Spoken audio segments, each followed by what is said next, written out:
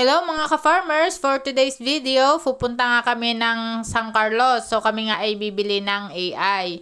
At dahil nga kami ay merong 3 guilt na hindi pwedeng pabarakuhan, ay di AI nga ang aming gagamitin. So nagdala nga ako diyan ng bag para lalagyan niyang AI. At pagkarating nga namin dito mga ka-farmers, ay kami ay kumain muna ng umagahan bago nga kami diyan magsusumpit. At bago nga natin susumpitan yung ating mga dumalaga or inahin, kailangan nga na yan ay lilinisan muna natin. Dito nga mga ka-farmers merong nagtanong kung sino daw ang nagsusumpit dito sa aming mga alagang baboy. So dahil kami naman ay marunong, ay di kami kami na lamang ang magsusumpit.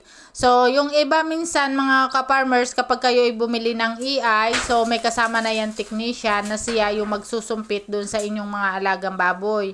At dahil nga kami ay marunong, ay di kami nangalaang din. Kapag susumpit mga ka-farmers, unang-una kailangan marunong kang magpasok ng catheter. At kapag nga naipasok mo na yung catheter, yan nga ay ilalagay mo yung EI bottle. So sa pag-EI mga ka-farmers ay unti-unti nating pipisilin yung bote. So, hindi nga natin yan pwedeng madaliin. Meron mga ka-farmers na nagsusumpit, nakaupo sila doon sa likod ng baboy. At kahit ano pa namang pamamaraan ito, mga ka-farmers na ating gagawin, ay kinakailangan, ang importante, yan nga ay nasa tama lamang ang paggawa. 3 dumalaga nga mga ka-farmers itong aming sinusumpitan. Bali nga pala mga ka-farmers, kung natatandaan nyo, ito nga mga dumalaga na ito, yung binili namin dati na mga F1. Pagdating nga namin kanina mga ka-farmers doon sa bilihan ng EI, so nagtanong nga ako kung ano yung pwedeng ma-request ko na EI na gagamitin. So ngayon,